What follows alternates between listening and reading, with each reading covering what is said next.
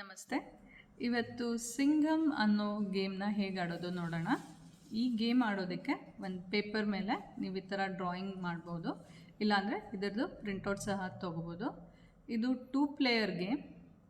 2 ಬೇರೆ ಬೇರೆ ಕಲರ್ದು 4 ಪಾನ್ ತೊಗೊಳ್ಳಿ. ನಾನು ಯೆಲ್ಲೋ ಕಲರ್ ತೊಗೊಂಡಿದ್ದೀನಿ, ನನ್ನ ಆಪೋಸಿಟ್ ಪ್ಲೇಯರ್ ರೆಡ್ ಕಲರ್ದು 4 ಪಾನ್ ತೊಗೊಂಡಿದ್ದಾರೆ. ಈ ಗೇಮ್ ಸ್ಟಾರ್ಟ್ ಮಾಡೋದಕ್ಕೆ ನಾವು ಟರ್ನ್ ಬೈ ಟರ್ನ್ ಒಂದು ಪಾನ್ನ ಇಟ್ಕೋತಾ ಬರಬೇಕಾಗತ್ತೆ.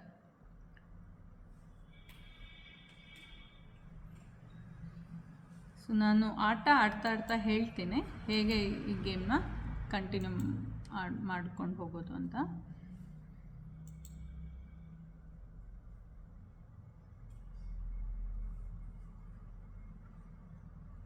ಇವಾಗ ಅವರು ಇಲ್ಲಿಟ್ಟಿದ್ದಾರೆ. ಈಗ ನೀವು ನೋಡ್ತಾ ಇರೋದು ಈ ಲೈನಲ್ಲಿ 4 ಪಾಯಿಂಟ್ಸ್ ಇದೆ, 1 2 3. ಈಗ 4th ಪಾಯಿಂಟಲ್ಲೂ ಅವರು ರೆಡ್ ಕಲರ್ದು ಇಟ್ಟರೆ ಅವ್ರದ್ದು ಒಂದು ಲೈನ್ ಫಾರ್ಮ್ ಆಗೋಗಿ ಅವರು ವಿನ್ ಆಗ್ತಾರೆ. ಸೊ ನಾನು ಹಾಗಾಗಕ್ಕೆ ಬಿಡದೆ ಬ್ಲಾಕ್ ಮಾಡಬೇಕಾಗತ್ತೆ.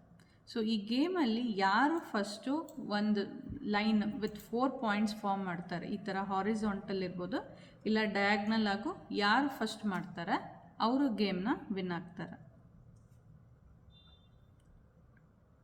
ಸೊ ಯಾವಾಗ ನಾವು 4 ಪಾನ್ನ ಇಡ್ತೀವಿ ಆವಾಗ ನೆಕ್ಸ್ಟು ಮೂವ್ ಮಾಡ್ಕೊತಾ ಹೋಗ್ಬೋದು.